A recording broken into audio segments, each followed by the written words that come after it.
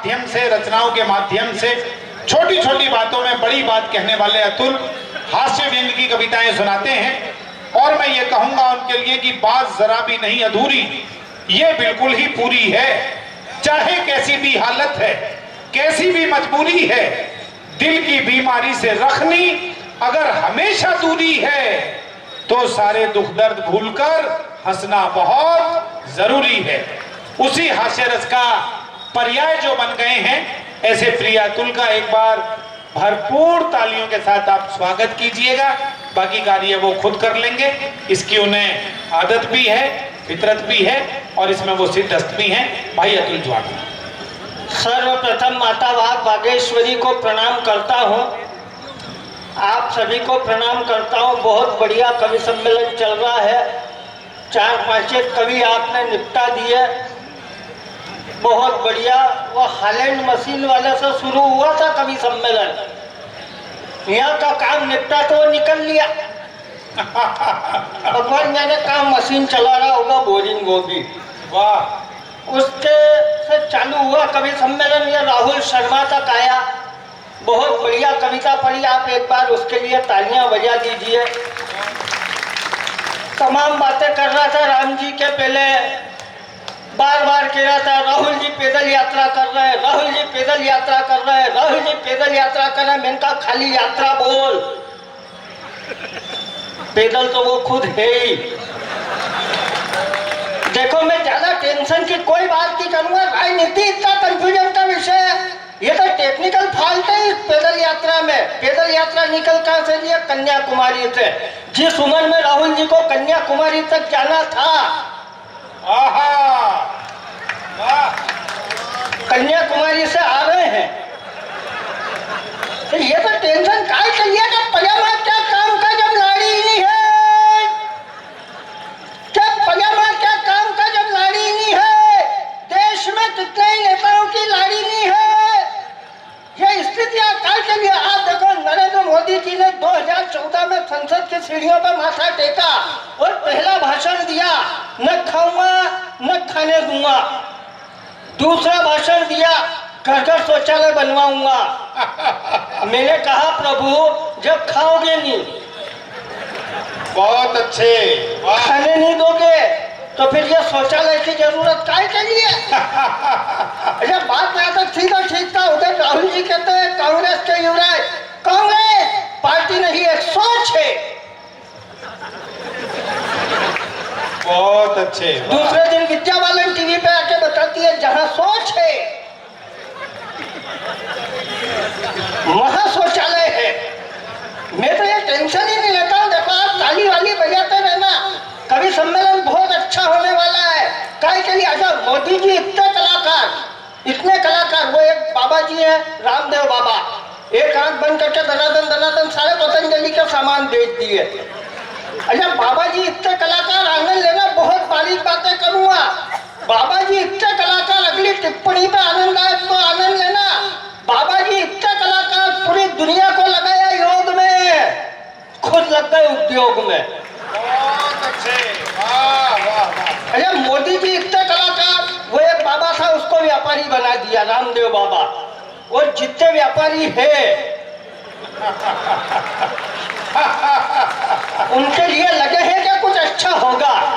ये अपन काय के लिए टेंशन पहले? अच्छा रामदेव बाबा और मेरी तो मनीष जी कट्टर दुश्मनी, एकदम कट्टर दुश्मनी। बाबा जी बैठ गए दिल्ली में, वहाँ आंदोलन कर रहे, काला धन वापस लाओ, काला धन वापस लाओ। मेरी कट्टर दुश्मनी इसलिए क्योंकि आज से 17 साल पहले मैंने लव मैरिज की भाग के, और मेरी पत्नी का कलर एकदम ब्लैक, एकदम काला। और आप विश्वास मानना मेरे पास जीवन में एकमात्र धन है।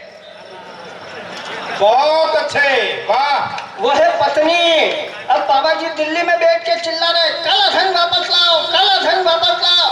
मैंने कहा बाबा जी के पिताजी का इलाज चल रहा है, वापस लाओ। बड़ी मुश्किल से तो इसको भगा के लाया और आप कह रहे हो कि वापस लाओ। यहाँ तक थी दुश्मनी, कट्टर दुश्मनी। कोई बात आप तक पहुंचे तो ताली बजाना। पहले तो बाबा जी कहते रहे काला धन वापस लाओ, काला धन वापस लाओ। बाद में कहने लग गए कि इसको सार्वजनिक करो। बहुत अच्छे, वाह इसलिए मैं ये टेंशन नहीं लेता हूँ कि पजामा क्या काम का जब नाड़ी ही नहीं है। देश में कितने ही नेताओं की लाड़ी नहीं है, कैसेट वही फंसी हुई है और कोई दिक्कत नहीं है। पूरा देश चिल्ला रहा मोदी जी आ गए, भ्रष्टाचार खत्म हो जाएगा, मोदी जी आ गए। अरे सरदार जी कह रहे थे ना, काय के लिए खत्म हो जाएगा, मोदी जी अकेले बापड़े मरे क्या? हम तो हिंदुस्तान के इतने कलाकार के जहाँ रहे वहाँ हम चालू कर दे। सही कह रहा हूँ मैं? अच्छा, स्थिति ये हुई कि 3 इंजीनियर मरे, भारत पाकिस्तान और चीन का। ऊपर पहुंचे, यमराज का दरवाजा खटखटाया, इतनी जोर से खटखटाया दरवाजा नीचे गिर गया। अंदर से दूत आया, बोले क्या चाहिए? तो हमको अंदर ले लो। तो अंदर तो ले लूंगा, पर ये दरवाजा तोड़ दिया तुमने, तुम इंजीनियर हो, बताओ कि इसको ठीक करने में खर्चा कितना आएगा? दूत ने पाकिस्तान वाले से पूछा, तू बता रहे रहीम खर्चा कितना आएगा? रहीम बोला, देखो महाराज खर्च आएगा 9,000 रुपए का। तो कैसे?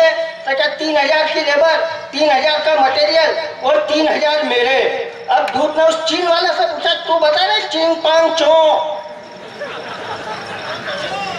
खर्च कितना आएगा? वो बोला कि महाराज खर्च आएगा 12,000 रुपए का। तो कैसे? तो क्या 4,000 की लेबर, 4 का मटेरियल और 4 मेरे। अब दूत ने अपने भारत के पुरुषोत्तम से पूछा, वो अपनी मस्ती में खड़ा हुआ, उसको कोई लेना देना नहीं कि चल क्या रहा है। दूत ने उससे पूछा, तू बता रहा पुरुषोत्तम खर्चा कितना आएगा? पुरुषोत्तम बोला, देखो महाराज खर्च आएगा 29,000 रुपए का। क्यों 29,000 का कैसे आएगा? तो क्या 10,000 तो तेरे। भाई बहुत अच्छे। आपने ताली गलत जगह बजा दी, बात समझ में आए तो आप बजाना ताली ढंग से। पुरुषोत्तम बोला कि देख 10,000 तो तेरे, 10,000 मेरे, बचे 9,000 को इस पाकिस्तानी को ठेका दे देंगे, अपने आप काम करेगा, अपने करने क्या जरूरत है? बहुत अच्छे। क्या ये टेंशन लेना? जबरदस्ती ये 4 कवि मिलकर प्राण पी गए। सरदार जी आए, मेरे खानदान में कोई ये कवि नहीं है, ना कोई लाफ्टर वाला नहीं है। मेरा कोई लगा, मैंने कहा ये जल्दी में ऐसा नहीं कहते मेरे परिवार में कोई सरदार नहीं है। हाँ, बड़ा टेंशन का विषय है। ये सरदार बड़ा खतरनाक आदमी है। ये रतलाम रेलवे स्टेशन पर मैं टिकट के लाइन में लगा, 2 आदमी आगे लगे, इधर ये सरदार जी खड़े, वाहे गुरु भाटिया। पहले आदमी ने पैसे बढ़ाए कि एक अमृतसर का टिकट दे दो, सरदार ने दिया घुमा के, अमृतसर बोलता, अमृतसर साहेब बोल। उसने माफी मांगी, साहब एक सरदार जी कह रहे हैं तो अमृतसर साहेब का टिकट दे दो। वो टिकट लेके निकला, पीछे वाले ने देखा क्या ये सरदार खतरनाक आदमी है, साहेब नहीं लगाओ तो मारता है। उसने पैसे बढ़ा के भटिंडा साहेब का टिकट दे दो। फिर सरदार जी का दिमाग खराब था, भटिंडे के आगे में साहेब लगा रहा है, मतलब अमृतसर साहेब का भी नाम खराब कर रहा है। उसने भी माफी मांगी, वो भी निकल लिया। अब नंबर अब मेरा। मैंने कहा यह सरदार वाकई में खतरनाक आदमी है, साहेब लगाओ तो मारे, नहीं लगाओ तो मारे। मैंने कहा कुछ नहीं, अपन तो अपने मालवा की बुद्धि लगाओ। मैंने पैसे बढ़ाए, मैंने कहा यह सरदार जहाँ का क्या आता है, एक टिकट दे दो। तो अपन ये टेंशन ही नहीं लेता कि पजामा क्या काम का जब नाड़ी नहीं है। देश में कितने ही नेताओं की लाड़ी नहीं है। कोई संत महात्मा फकीर लग रहा है, कोई मुछ मुंडा है, किसी के पास दाढ़ी नहीं है। क्या कोई मुछ मुंडा है, किसी के पास दाढ़ी नहीं है। मैं ये नहीं कहता कि दाढ़ी हो ना हो या अच्छी शक्ल होना चाहिए, पर नेता ऐसा हो जिसके पास एक भेजा हो, जिसमें थोड़ी अक्ल होना चाहिए। तालियां कमजोर है आपकी। मैं व्यंग की पंक्तियां पढ़ता हूं, अगर एक एक पंक्ति में ठीक बात कह दूं आपके मन की, तो फिर तालियां उठे कि नेता ऐसा हो जिसके पास एक भेजा हो, जिसमें थोड़ी अक्ल होना चाहिए। अक्ल कितनी हो, अब संभालना पंक्तियां, क्या अक्ल कितनी हो कि नेता ऐसा हो जिसके पास एक भेजा हो, जिसमें थोड़ी अक्ल होना चाहिए। अक्ल कितनी हो कि राम मंदिर का विरोध ना करे। क्या अक्ल कितनी हो कि राम मंदिर का विरोध ना करे, धारा 370 में अवरोध ना करे, 3 तलाक पर वॉकआउट ना करे, सर्जिकल स्ट्राइक पर डाउट ना करे।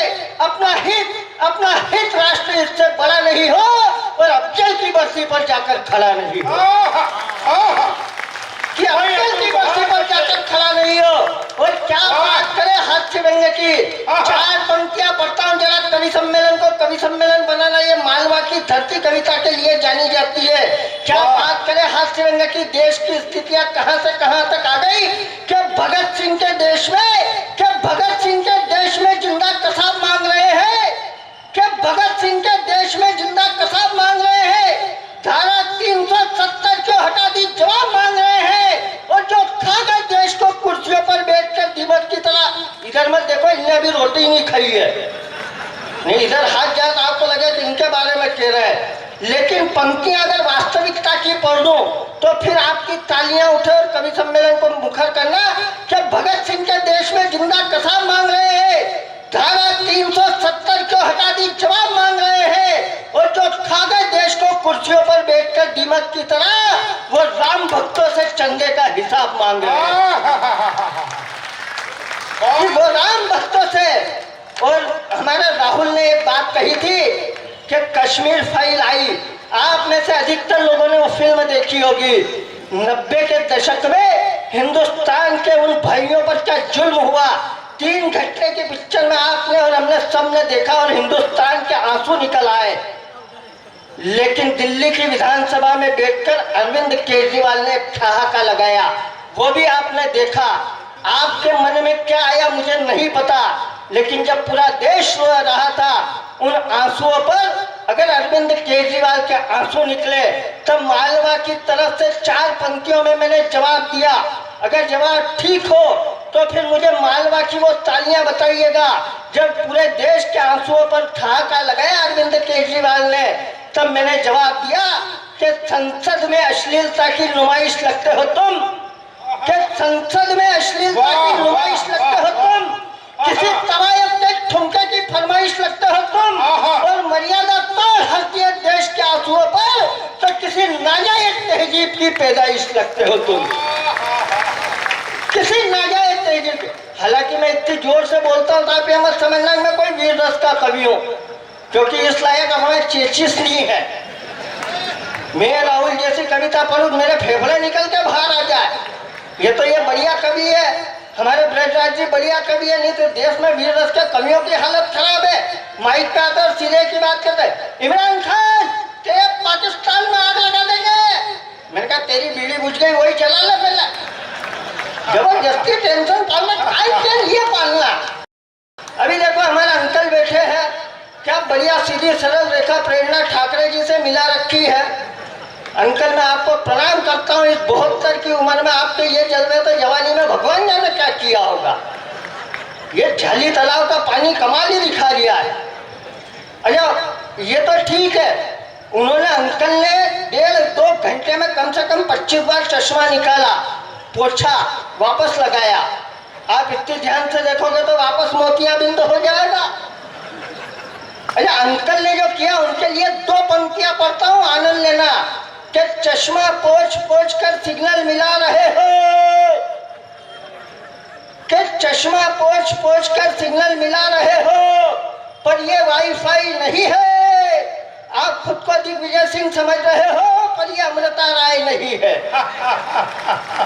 अरे हम तो क्या नई उम्र के लड़के हैं, हमको दूसरों के पाप पुण्य भोगना पड़ता है। सरदार जी तमाम बातें कर रहे थे, मैं ये राहुल और सरदार जी हम तीनों खड़े थे पीछे। भगवान प्रकट हुए, बोले आज तुम तीनों का फैसला होगा। सबसे पहले मेरा नंबर आया, भगवान ने बहुत मोटी और काली महिला बुलवाई, बोले अतुल वाला बाकी का जीवन तेरे को इसके साथ गुजारना है। मैंने कहा महाराज मैंने जीवन में ऐसे कौन से पाप किए। भगवान बोले तुमने बचपन में एक चिड़िया मार दी थी। फिर राहुल का नंबर आया, इसके लिए भी भगवान ने बहुत मोटी और काली महिला बुलवाई, बोले राहुल बाकी का जीवन इसके साथ गुजारना है। राहुल बोला महाराज मैंने जीवन में ऐसे कौन से पाप किए। भगवान बोले तुमने भी बचपन में एक चिड़िया मार दी थी। फिर सरदार जी का नंबर आया, इनके लिए भगवान ने 18-20 साल की सुंदर अप्सरा बुलवाई। मेरा दिमाग खराब। मैंने कहा भगवान ये सरदार ने जीवन में ऐसे कौन से अच्छे काम किए।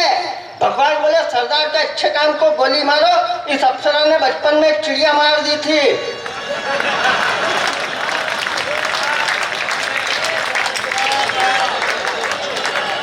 तो अपन तो मालवा के लोग हैं, काय के लिए टेंशन लेना, जबरदस्ती प्राण पी रहे। ये पार्षद में कहे कौन आया था, ये भ्रष्टाचार बोल रहा है, नहीं ये सुनील गाय कवि सम्मेलन ही वही करा रहे।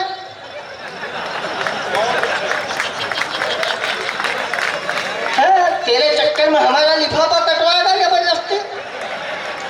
देखो महापौर जी, हमारे मनीष जी, मनोज जी सब बढ़िया बैठे हैं, लेकिन पार्षदों को क्यों कविता सुनाना?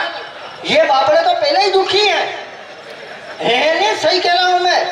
इनकी हालत यह है कि सुबह उठ के लुगाई का मुंह नहीं देखते हैं, इनको सुबह उठ के नालियां देखना पड़ती है, पानी का फंसा है। जबरदस्ती लगे। अरे राजनीति क्या है? मेरे पड़ोस वाले भाई साहब का 5 साल का छोरा पूछता है, पापा पापा राजनीति किसको कहते हैं? अब वो बेचारा बाप जवाब क्या दे? उसने कहा कि देख तेरी माँ आई है सरकार, मैं पैसे कमा के लाता हूँ इसलिए मैं हूँ अर्थव्यवस्था। लड़का झट से बोला पापा मैं, तो क्या तू इस देश की जनता? तो साल भर का छोटा भाई है तो क्या लोकतंत्र? और छोरा भी उसके बाप पे ही गया था। उसने कहा फिर ये नौकरानी काम करती है कौन है? तो क्या कर्मचारी। पूरा घर रात की 2 बजे सोया। उस लड़के को भूख लगी, वो उठा तो उसने देखा कि उसका साल भर का भाई गंगी करके पड़ा पड़ा जोर जोर से रो रहा है, माँ घोड़े बेचकर सो रही है, और रात की 2 बजे बाप नौकरानी के कमरे में घुसा है। उसको कुछ भी समझ में नहीं आया, वापस आके सो गया। 8 बजे उठ के अपने बाप से कहता है पापा पापा मैं राजनीति सीख गया। बाप को बड़ा आश्चर्य हुआ, 12 घंटे में राजनीति कैसे सीख गया? अब लड़के के जवाब का आनंद लेना। लड़का कहता है पापा इस देश की राजनीति ऐसी हो गई है कि जनता भूख प्यास से दुखी है।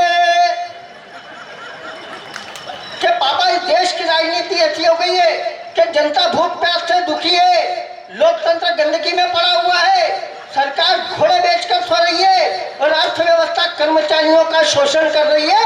बस यही इस देश की राजनीति है। बहुत अच्छे अतुल, वाह वाह वाह। ये इसने क्या कर लिया प्राण पीना? कि गम आंसू खामोशी को शर्मिंदा रखने के लिए कुछ जगह रखिए, हंसी का परिंदा रखने के लिए, और उदासी मत सजाइए चेहरे के गुलदान में। हंसी बहुत जरूरी है खुद को जिंदा रखने के लिए। जबरदस्ती प्राण पी रहे हैं। अच्छा मैं तो एक बात हुई है, अभी सबकी बातें कर रहे थे पार्टियों के, सबसे ज्यादा दुखी बीजेपी वाले इस समय है। नहीं सही कह रहा हूं मैं। एक बात और बताऊं ना भाई साहब, बीजेपी की स्थिति अभी ये है कि जितने महापुरुष है सब अपन ने हवेली है। पहले अपने पास दीनदयाल जी, श्यामा प्रसाद जी थे, अटल जी आए, मोदी जी ने झाड़ू उठाई, गांधी जी अंदर हुए ना, बाबा साहब को भी ले लिया करके सारे नेता ले लिए। सारे नेता अवेल लिए, बस अपने तक कार्यकर्ता नहीं अवेल आ रहा है।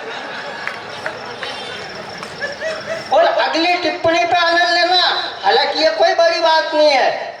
कांग्रेस की परेशानी है कि उनसे नेता नहीं अवेल आ रहा है, सरकार ही नहीं जाती। अच्छा बीजेपी वाले दुखी क्यों है? सबसे ज्यादा मेरे पड़ोस में एक महिला रहती है भाई साहब, उसका पति उसको सुबह मारे, शाम को मारे, ऑफिस से आए तो मारे। मैं उसको रोज देखता हूँ, मैं बड़ा दुखी होता कि महिला कितनी दुखी है यार। एक दिन मैंने उनसे पूछा, मैंने कहा क्यों बहन जी आपके पतिदेव कैसे हैं? बारीक बात है, आनंद लेना। मैंने पूछा कि आपके पतिदेव कैसे हैं? महिला बोले सही बताऊं भैया? तो कहा तो कि मेरा पति जो है ना ये देवता आदमी है, देवता। मैं तो ये ईश्वर से प्रार्थना करती हूँ कि 7 जन्म मेरे को यही आदमी मिले। अब वो औरत कौन है? बीजेपी वाले। पति कौन है? नरेंद्र मोदी। जीएसटी लगा दे, पेट्रोल 200 के पार हो जाए, मोटरसाइकिल कंधे पे रखेंगे पर 24 में मोदी जी को 400 दिला के मानेंगे। अपन काय के लिए टेंशन लेना? राहुल ने बात करी कि वो अभिनंदन को छोड़ दिया, 2 दिन में छोड़ना पड़ा। क्यों छोड़ना पड़ा? समर्थन करना इसलिए छोड़ना पड़ा कि दिल्ली की गद्दी पर 56 इंच के सीने वाला प्रधान बैठा था, वरना तो इस देश ने सरबजीत की लाश भी रिसीव की थी। क्यों छोड़ना पड़ा? 4 पंक्तियां सुनना कि बारूद के ढेर पर बैठकर आग को संभालते भी कैसे, क्या खा के लड़ेगा पाकिस्तान हमसे। 7 लाख गधे बेचे चीन को, पेपर में आपने पढ़ा होगा, तब जाकर पाकिस्तान और इमरान खान के सचिवालय का बिल भरा जा सका। क्या खा के लड़ेंगे? वो गधे पालकर बेचे उन्होंने। तो 4 पंक्तियां सुनना कि 2 दिन में क्यों छोड़ दिया कि बारूद के ढेर पर बैठकर आग को संभालते भी कैसे, कि बारूद के ढेर पर बैठकर आग को संभालते भी कैसे, बिना छोड़े सराई आफत को टालते भी कैसे। और पाकिस्तान के लोग तो गधे पालने में माहिर है, और गधे पालने वाले आखिर शेर को पालते भी कैसे। कि गधे पालने वाले और चार पंक्तियां सुनना के छोड़ क्यों दिया कि पाकिस्तान तू जाहिल है, गवार है, पर बच्चा नहीं लगता। हमसे किसी तरह जीत जाएगा, तेरा ये सपना सच्चा नहीं लगता। और हम जानते थे तू हमारे अभिनंदन को 2 दिन में ही छोड़ देगा, क्योंकि भिखारी के कटोरे में कोहिनूर अच्छा नहीं लगता। और कुछ लोग कहते हैं कि सर्जिकल स्ट्राइक की तो एक बार में पाकिस्तान को खत्म कर देना था। मिनका कर तो देना था, फिर वो पाकिस्तान पे जो माथे पे कर्जा वो कौन तेरा बाप भरता? उसका कर्जा भी तो अपने माथे होता। इसलिए 4 पंक्तियां सुनना कि क्यों हम खत्म नहीं कर देते पाकिस्तान को, कि हम दुनिया को वसुदेव कुटुंबकम का नारा दिया करते हैं। हम दुनिया को वसुदेव कुटुंबकम का नारा दिया करते हैं। तेरे दिए हर जख्म को बस नजरअंदाज किया करते हैं। और इमरान खान तेरे पाकिस्तान को तो चुटकियों में खत्म कर दे, पर हम हिजड़ों से भी पैर छूकर आशीर्वाद लिया करते हैं।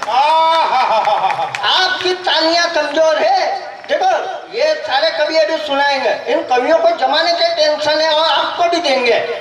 मैं कोई टेंशन नहीं दूंगा, क्योंकि मेरे को मालूम है कि रतलाम के लोग अच्छी कविता सुनना जानते हैं, और मैं तो ऑलरेडी अच्छी सुनाता ही हूँ। नहीं तो 22 साल से चल रहे हैं। हालांकि मैं यहाँ सुखेड़ा का हूँ, अभी मैं बताया सुखेड़ा से यहाँ आने में मेरे को 22 साल लग गए। मेरे को ढंग ढंग से रतलाम वालों इसलिए सुन लो क्योंकि ये 22 के इसी गणित से आया, तो जीवन में एक आध बार ही आने का काम पड़ेगा। 22 साल में बुलाओगे तो इससे ज्यादा क्या हुआ है? तो मेरे को मालूम है। और अपन के आदत वाले लोग हैं। मालवा का आदमी इतना एडवांस होता है, गलती से झली तालाब में गिर जाए तो निकलने से पहले साबुन मांगता है, तो गिर गए तो नहा धोके ही निकलेंगे। अपन टेंशन थोड़ी लेते, अपनी तो आदत में है बाबूजी।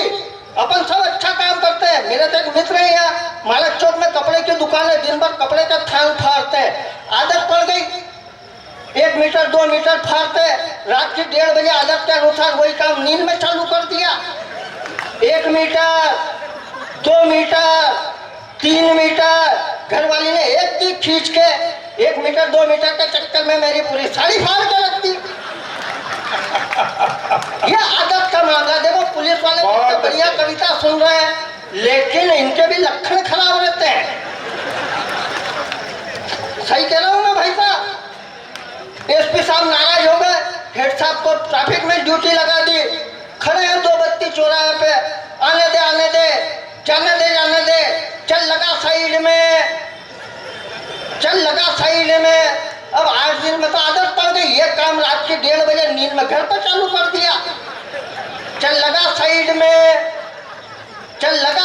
में, घरवाली ने एक जी कान के नीचे, मैं तो कब से साइड में हूँ, 9 इंच में घुसा चला रहा। देखो आपकी तालियां कमजोर है, हमें अभी जगदीश जी तक जाना है।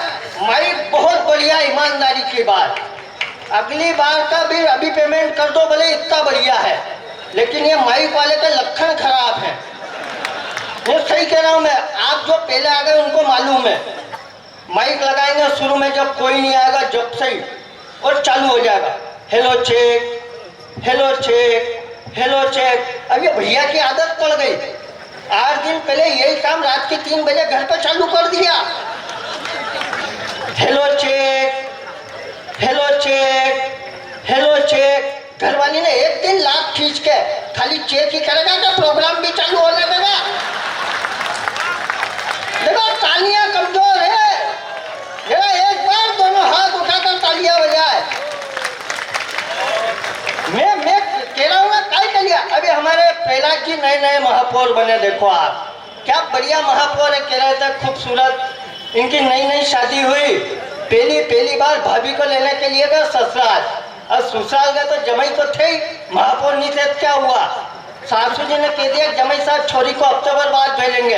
ये वापस आ गए, फिर हफ्ते भर बाद गए, फिर सासू जी ने कह दिया जमाई साहब छोरी को हफ्ते भर बाद भेजेंगे। अब की बार अड़ गए, अड़ते कैसे नहीं, रतलाम का पानी का नहीं लेके ही जाऊंगा। तो इनकी सासू जी ने इनकी साली से कहा कि लिया बेटा तेरे जिया जी से कह देना कि बहन को हफ्ते भर बाद भेजेंगे।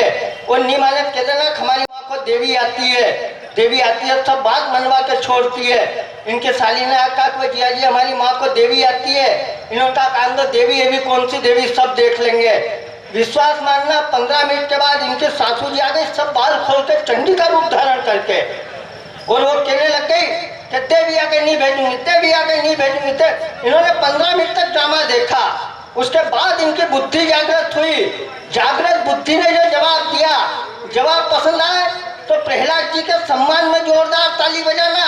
इनके सासू जी कह रही थी कि देवी आगे नहीं भेजूंगी, देवी आगे नहीं भेजूंगी। इन्होंने कहा कि हट, बहलू आज्ञा लेके जाएगा, बहलू आज्ञा लेके जाएगा। तो इसलिए मैं टेंशन नहीं लेता हूँ। देखिए, लेकिन मैं एक कविता पढ़ना चाहता हूँ कि पिता होते क्या है। मेरा मानना यह है कि दुनिया में वह व्यक्ति सर्वाधिक धनवान है जिसके घर में उसके पिता जीवित हैं। अच्छा सुनने वाले लोग हैं तो 4 पंक्तियां सुनना और बताइएगा कि रतलाम कविता किस तरह सुनता है कि पिता के संस्कारों की 12 घड़ी से ज्यादा कुछ भी नहीं, उनकी मुस्कुराहट की घड़ी 2 घड़ी से ज्यादा कुछ भी नहीं। मैं कितना भी कमा लूं, कुछ भी बन जाऊं दुनिया में, मेरी कीमत आज भी उनकी पगड़ी से ज्यादा कुछ भी नहीं। मेरी आपकी तालियां कविता के नाम पे कमजोर है, मैं अपने स्वर को मुखर करता हूं। आप अपनी तालियों को मुखर करना कि मेरी कीमत आज भी उनकी पगड़ी से ज्यादा कुछ भी नहीं। वो फटी किताबें, टूटी कलम, स्लेट पट्टियां याद आती है। साल भर रहता था जिनका इंतजार, वो छुट्टियां याद आती है। अब भी लड़खड़ा जाता हूँ चलते चलते कहीं किसी राह में, मुझे भगवान से पहले बस पिता की उंगलियां याद आती है। और 4 पंक्तियां वो सुनाता हूँ जिनको लिखकर मैं रोया था। दावा तो नहीं करता, लेकिन एक भरोसा है कि पंक्तियां आपके आसपास से गुजरेगी। 80% लोगों का एक दर्द पढ़ता हूँ, एक दृश्य अधिकतर लोगों ने बचपन में देखा होगा। पंक्तियां संभाल लीजिएगा, ये मालवा की धरती कविता की धरती है कि मुझे अभी भगवान से पहले बस पिता की उंगलियां याद आती है। मेरे हर अच्छे बुरे काम उनके ध्यान में रहते थे। हम घर में नहीं, उनके दिलो जान में रहते थे। और मैं नई जींस टी-शर्ट पहन सकूं दिवाली पर, इसीलिए पिता मेरे फटी बनियान में रहते थे। बहुत अच्छा है। अरमानों से गुल्लक में ही फोड़ देता था। अद्भुत कविता है, वाह। खाते खाते थाली में कलेवा छोड़ देता था।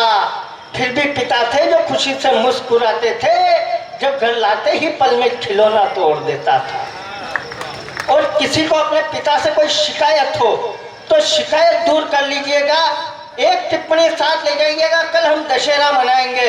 अगर किसी को अपने पिता से कोई शिकायत हो तो मेरी बात ध्यान से सुनिएगा। अगर राजा दशरथ ने अपने बेटे रामचंद्र को 14 वर्ष का वनवास नहीं दिया होता तो रामचंद्र बहुत बड़े राजा तो बने होते, पर भगवान कभी नहीं बनते। बस इसी भाव से अंतिम पंक्तियां सुनिएगा और आनंद लीजिएगा। हमारे राम बाबू शर्मा जी, मेरे मित्र ऋषभ जैन बैठे हैं, मेरे भाई बैठे हैं, सारे परिवार के लोग, सब पंक्तियां सुनिएगा कि मुझे लगता था कि पिता के फैसले कड़े होते हैं। मुझे लगता था कि पिता के फैसले कड़े होते हैं, पर कड़े फैसलों से हम पैरों पर खड़े होते हैं। और मैं पिता बना तब मैंने सचमुच ये महसूस किया, बच्चे बच्चे होते हैं, बड़ी मुश्किल से बड़े होते हैं। और अंतिम पंक्तियां साथ ले जाइएगा तो हमारा यहाँ आना सार्थक हो जाएगा कि अपनी जड़ें मत खोदो, कोई फरियाद काम ना आएगी। घर का आंगन छोड़ कोई जायदाद काम ना आएगी।